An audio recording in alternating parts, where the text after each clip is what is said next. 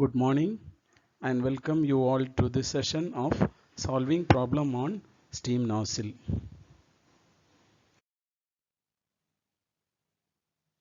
Problem 13.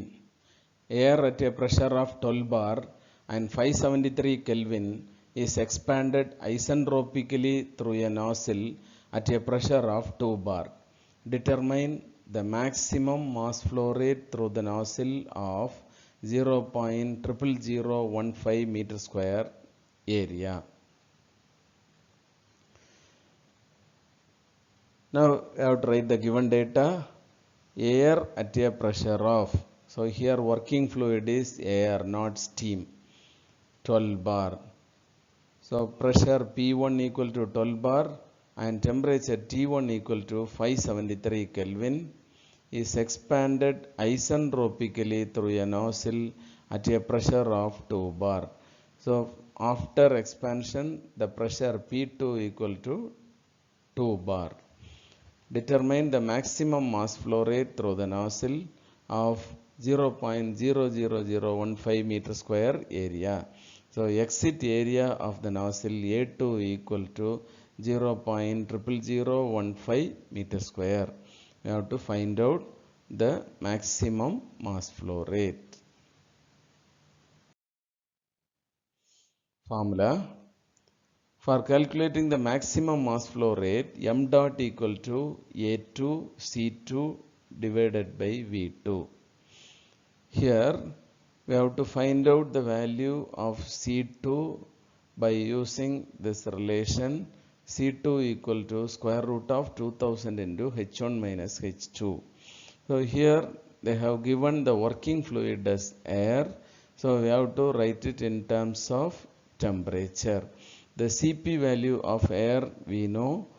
So if you find out the value of temperature T2, then we can easily find out the velocity of steam at the exit of the nozzle. Then the value of H1 equal to Cp into T1, H2 equal to Cp into T2. Now substituting these values instead of enthalpies, we will get this equation square root of 2000 into Cp into T1 minus T2. Now we know if the flow is isentropic, then the relationship between pressure and volume is P1 V1 power gamma equal to P2 V2 power gamma.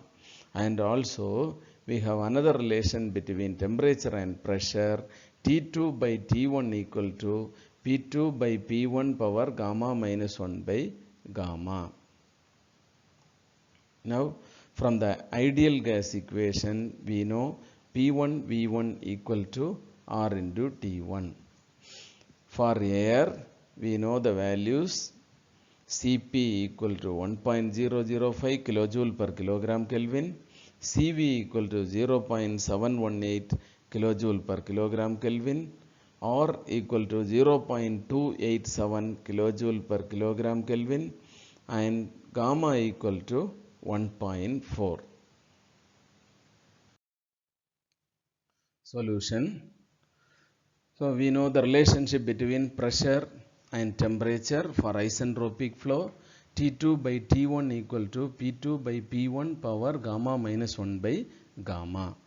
So we know the pressure P1 equal to 12 bar, temperature T1 equal to 573 Kelvin, and pressure P2 equal to 2 bar. These are the values given in the problem. Then we know for air the value of gamma equal to 1.4. Now substituting these four values in this relation, we get temperature T2 equal to 343.43 Kelvin. So temperature of air at the exit of the nozzle T2 equal to 343.43 Kelvin. Now from ideal gas equation P1 V1 equal to RT1. So P1 value is 12 into 10 to the power 2 kilopascal.